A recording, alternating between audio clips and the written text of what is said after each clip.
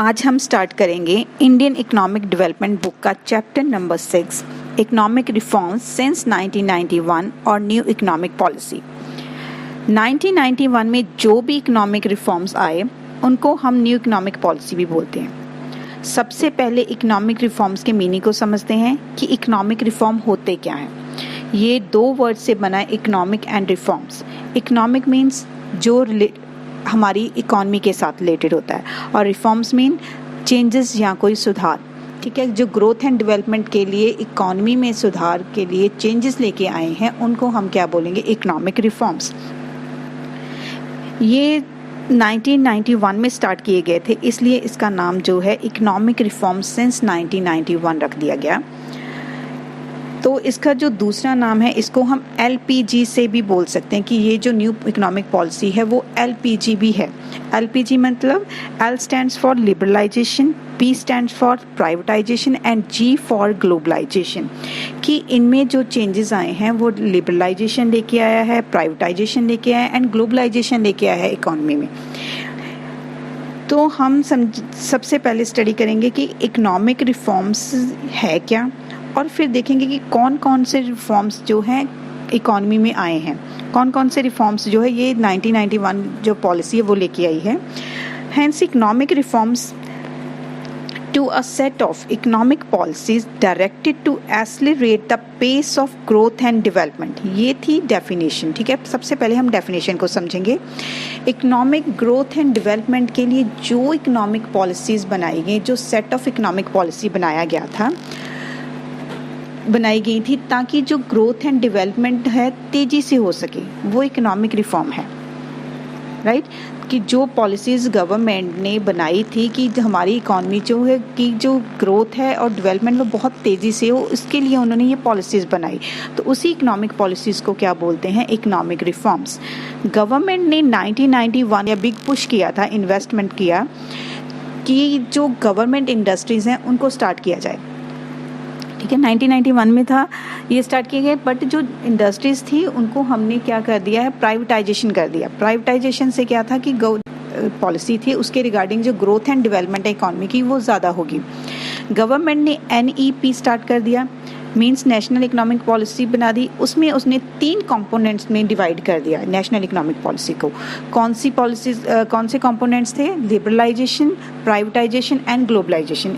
ठीक है, तो सबसे पहले हम बात करेंगे, फर्स्ट कंपोनेंट है पॉलिसी ऑफ लिबरलाइजेशन। ये पॉलिसी ऑफ लिबरलाइजेशन स्टार्ट किया कि अब जो प्राइवेट इंस्टीट्यूशन ओपन करने के लिए गवर्नमेंट से लाइसेंस लेने नहीं पड़ेंगे। पहले क्या था, 1991 से पहले थे कि जो प्राइवेट इंस्टीट्यूशन स्टार्ट करना होता था, जब अपना कोई बिजनेस स्टैब्लिश करना पड़ता था तो पहले गवर्नमेंट से परमिशन लेनी पड़ती थी, क्योंकि गवर्नमेंट जो था, पब्लिक सेक्टर जो था वो प्राइमरी सेक्टर था और जो प्राइवेटाइजेशन था वो उनका रोल क्या था, सेकेंडरी रोल था। तो उनको एस्टैब्लिश करने के लिए गवर्नमेंट की ज़रूरत पड़ती थी, गवर्नमेंट से परमिशन या फिर लाइसेंस लेना पड़ता था। और जब भी कोई भी यूनिट प्रोड्यूस करनी थी उसमें भी उनको यूनिट प्रोड्यूस करने के लिए गवर्नमेंट की परमिशन लेनी पड़ती थी।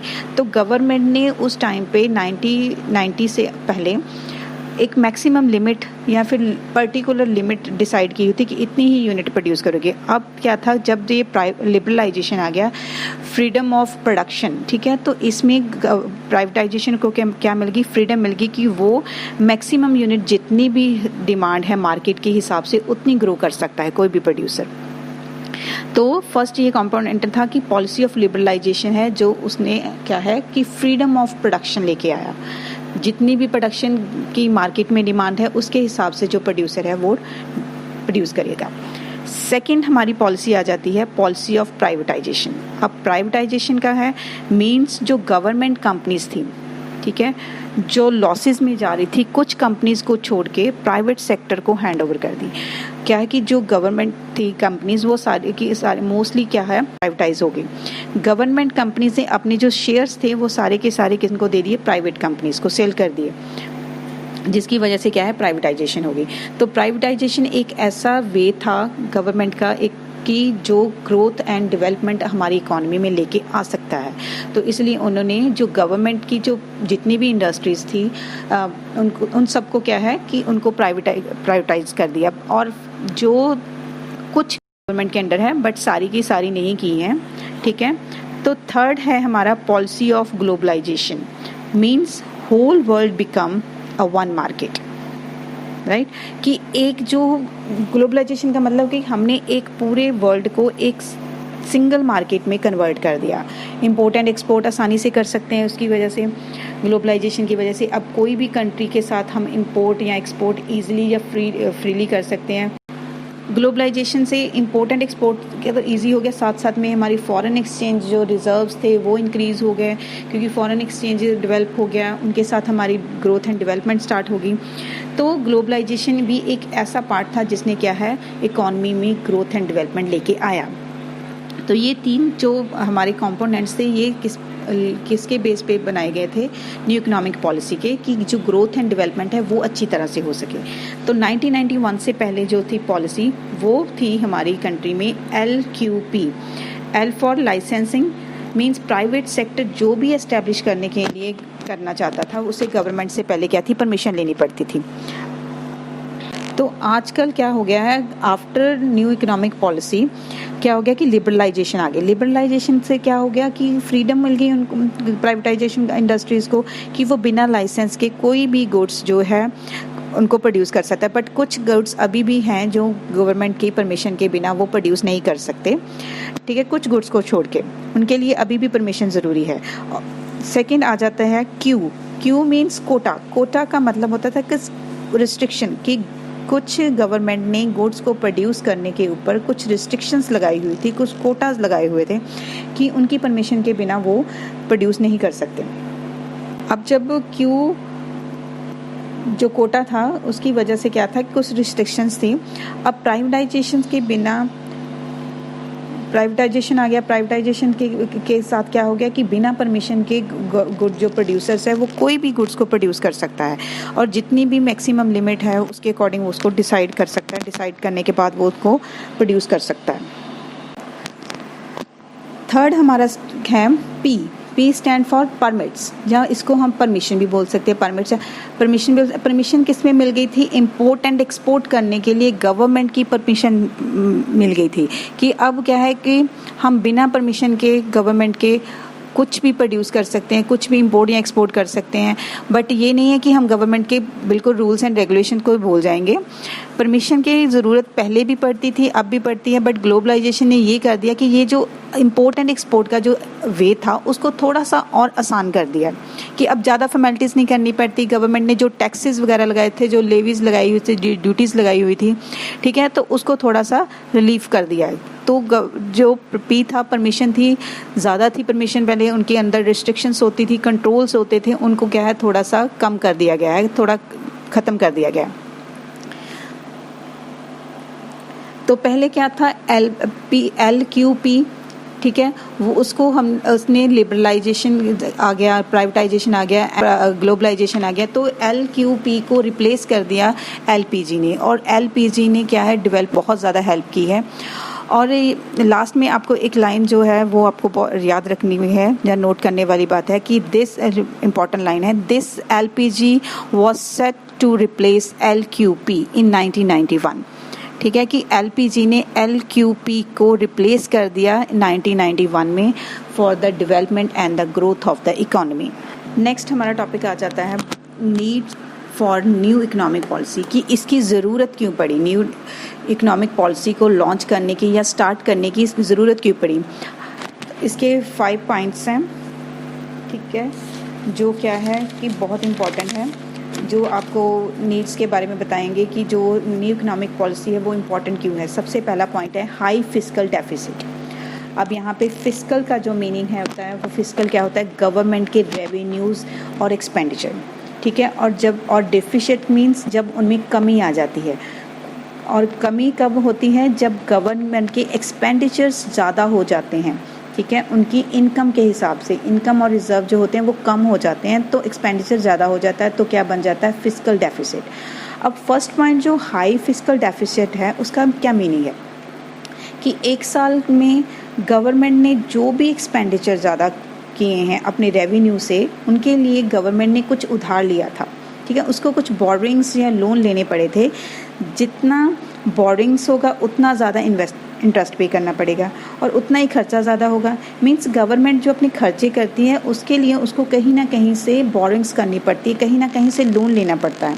तो उन लोन को चुकाने के लिए या कुछ भी करने के लिए उनको इंटरेस्ट वगैरह पे करना पड़ता है, जिससे उनके खर्चे क्या है बढ़ जाते हैं। तो जब खर्चे बढ़ जाएंगे तो फिस्कल डेफिसिट होगा। तो फिस्कल डेफिसिट जब होगा तो हमारी इकॉनमी क्या है इफ़ेक्ट करेगी, जीडीपी जो है वो डिक्रीज़ करेगा। तो इस चीज़ को ख़त्म करने के लिए न्यू इकोनॉमिक पॉलिसी बनाई गई थी इन 90s 80s के अंदर। ठीक है, जो फिस्कल डेफिसिट था उसका जो मिनिमम पॉइंट या रिकॉर्ड किया गया था वो डाटा था कि ये अप्रॉक्सीमेटली 5.4% होगा जीडीपी का। मीन्स जो 5% बोरिंग्स है, अगर मान लो कि बोरिंग्स है गवर्नमेंट की, अगर मान लो कि जो 100 रुपये है, ठीक है, 100 रुपये हमारी जीडीपी है और उसमें से जो 5% है वो क्या है गवर्नमेंट की बोरिंग्स है, गवर्नमेंट के हाई फिस्कल डेफिसिट है। तो 1990s के बाद जो है ये बढ़कर कितने हो गए 8.4% हो गया। तो मतलब इनके गवर्नमेंट के खर्चे जो हैं वो और ज़्यादा बढ़ गए कि अगर हमारी जीडीपी 100 है तो उसमें जो 8% है वो क्या है गवर्नमेंट की बोरिंग्स है। सेकेंड पॉइंट है balance of payment. Balance of payment means एक ऐसा अकाउंट होता है जो रिसीट और पेमेंट को शो करता है। Import and export, goods and services को भी एक बैलेंस शीट होता है जो क्या शो करता है कि with the rest of world means India के बाहर और अंदर कितनी ट्रांजैक्शन हुई है, उसके बारे में जो बैलेंस ऑफ पेमेंट होती है वो अकाउंट होता है। वो बताता है कि हमारी कंट्री ने बाहर वाली कंट्री के साथ या अंदर इंटरनल या एक्सटर्नल ट्रांजैक्शंस कितनी की हैं, कितना पैसा उनको आया है, कितना पैसा वो पे कर रहे हैं, उनकी जो स्टेटमेंट को हम क्या बोलते हैं बैलेंस ऑफ पेमेंट बोलते हैं। तो 1981 में जो करंट अकाउंट डेफिसिट रुपीज़ था वो रिकॉर्ड किया गया था 2214 था। तो जो 90 और 91 में इंक्रीज़ होकर कितना हो गया 17,367। तो जो 12% ऑफ जीडीपी की जो बोरिंग थी वो बढ़कर कितनी होगी 23% इन 1991, जिससे बैलेंस ऑफ पेमेंट जो था कि वो गड़बड़ा गया। अब जितने ज़्यादा बैलेंस ऑफ पेमेंट होगी, जितनी ज़्यादा हमारी जो बोरिंग्स होगी, उतना ही ज़्यादा हम इंटरेस्ट पे करना पड़ेगा, उतने ज़्यादा खर्चे होंगे तो उतनी ज़्यादा हमें पेमेंट करनी पड़ेगी। ठीक है, तो वो क्या है जीडीपी को ख़राब करती है, जीडीपी को डिक्रीज़ करती है। अगर जीडीपी डिक्रीज़ होगी तो हमारी इकॉनमी इफेक्ट करेगी। तो उसके लिए क्या है न्यू इकोनॉमिक पॉलिसी को बनाया गया था ताकि जो बैलेंस ऑफ पेमेंट है उसको हम कंट्रोल कर सकें, उसके ऊपर कंट्रोल किया जा सके। थर्ड पॉइंट है fall in foreign exchange reserve. Means विदेशी पूंजी की जो फॉरेन एक्सचेंज रिजर्व होता है कि तौर पर कितना है गवर्नमेंट का, जो फॉरेन एक्सचेंज से जो अमाउंट मिलता है जब वो भी है तो वो कितना परसेंट जो रिजर्व में रख रहे हैं। ठीक है, वो डिसाइड किया जाता है। वो क्या था, इसमें क्या था पहले 1991 से पहले क्या था डिक्रीज़ हुआ था, फॉल था, हमारी बढ़ी नहीं रहे थे रिज़र्व। तो 1991 में जो पॉलिसी बनाई उसने क्या है रिज़र्व को थोड़ा सा और चेंज कर दिया।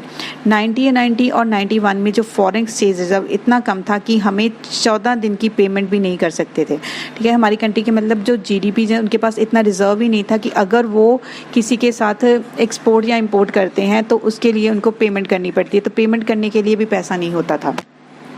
इन 1986 और 87 में फॉरेन रिज़र्व जो था 8,151 था, तो जो डिक्रीज़ होकर 1991 में और कम हो गया 6,252 हो गया। तो न्यू इकोनॉमिक पॉलिसी के अकॉर्डिंग गवर्नमेंट जो कंट्री का था गोल्ड रिजर्व वर्ल्ड बैंक में गिरवी रखना पड़ा था अपने डेब्ट को चुकाने के लिए। तो न्यू इकोनॉमिक पॉलिसी ने क्या कि एक तरह से उनको एक वे बताया कि हम किस तरह से अपनी जो पेमेंट है वो कर सकते हैं। तो गवर्नमेंट ने क्या किया था, गोल्ड रिजर्व जो था कंट्री का गोल्ड रिजर्व था उसको वर्ल्ड बैंक में गिरवी रखना पड़ा था अपने डेब्ट्स को चुकाने के लिए। तो फॉरेन एक्सचेंज रिजर्व जो था बहुत ज़्यादा डिक्रीज था, उस चीज़ को कंट्रोल करने के लिए न्यू इकोनॉमिक पॉलिसी को बनाया गया। फोर्थ पॉइंट अब आ जाता है इन्फ्लेशनरी स्पाइरल। इन्फ्लेशनरी स्पाइरल का मतलब यहाँ पे है कि राइज इन प्राइस। क्या इन्फ्लेशन, महंगाई कैसे थी, वो बहुत बड़ी ज़्यादा थी। 1991 से पिछले 3 साल पहले मींस जो 87, 88 या 90 है उसमें जो मॉनसून था बिल्कुल सही रहा। अब यहाँ पे जो है इन्फ्लेशन होता है वो डिपेंड करता है हमारे सीजन्स के ऊपर, इसलिए हमने यहाँ पे जो वर्ड मानसून वगैरह यूज़ कर रहे हैं कि अगर सीज़न अच्छा है, प्रोडक्शन अच्छी होगी तो ठीक है, सब डिमांड एंड सप्लाई अच्छी होगी हमें गुड्स की। तो अगर नहीं होगी, अगर मानसून अच्छा नहीं होगा, वेदर अच्छा नहीं होगा, तो हमारी जो एग्रीकल्चर सेक्टर है वो इफ़ेक्ट करेगा, प्रोडक्शन अच्छी नहीं होगी जिससे महंगाई ज़्यादा बढ़ेगी। तो पिछले 1991 से पिछले जो 3 साल है, कहते हैं कि वो तो बिल्कुल सही थे। कई बार महंगाई तब बढ़ जाती है जब मानसून सही नहीं होता, मींस एग्रीकल्चर की प्रोडक्शन को सही नहीं हुई, क्योंकि इंडियन एग्रीकल्चर किस पे डिपेंड है, मानसून पे। तो अगर मानसून ही अच्छा नहीं होता तो प्रोडक्शन भी अच्छी नहीं होगी, तो महंगाई हुई, ठीक है। अगर मानसून गड़बड़ा गया तो समझो महंगाई भी बढ़ जाएगी। तो महंगाई को कंट्रोल करने के लिए NEP को ज़रूरत पड़ी, जो क्या गवर्नमेंट ने बोरिंग थी उसको रिजर्व करने के लिए, उसको रिटर्न करने के लिए NEP बनाई। अगर मानसून या वेदर जो है इफ़ेक्ट करता है प्रोडक्शन के ऊपर, तो अगर हमारे पास कुछ रिजर्व्स होंगे तो हम उनको क्या है यूज़ कर सकते हैं फॉर द फ्यूचर, कि हमारी अच्छी प्रोडक्शन हो जाए, कुछ भी हो। उसके लिए क्या है कि गवर्नमेंट ने ये NEP पॉलिसी बनाई कि जो वेदर के साथ कनेक्टेड है वो चीज़ को भी कंट्रोल करना हमें चाहिए। लास्ट पॉइंट है यहाँ पे, poor performance of public sector undertaking. Public sector means जो गवर्नमेंट कंपनीज की परफॉर्मेंस, गवर्नमेंट कंपनी की जो परफॉर्मेंस भी बहुत ख़राब थी।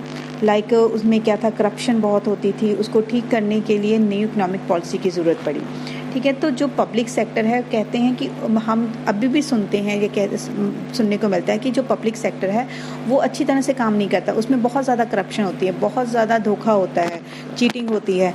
तो इन सब चीज़ों को ख़त्म करने के लिए न्यू इकोनॉमिक पॉलिसी को स्टार्ट किया गया, ताकि जो उनकी परफॉर्मेंस है, पब्लिक सेक्टर अंडरटेकिंग की परफॉर्मेंस है, उनको बेटर किया जा सके। तो ब्रीफली हम ये कह सकते हैं कि इकॉनमी की ग्रोथ एंड डेवलपमेंट के लिए न्यू इकोनॉमिक पॉलिसी का जो इकोनॉमिक रिफॉर्म जो थे बहुत ज़्यादा ज़रूरी थे लेके आने, ताकि जो हमारी इकॉनमी है, हमारी कंट्री है, उनकी ग्रोथ एंड डेवलपमेंट अच्छी तरह से हो सके।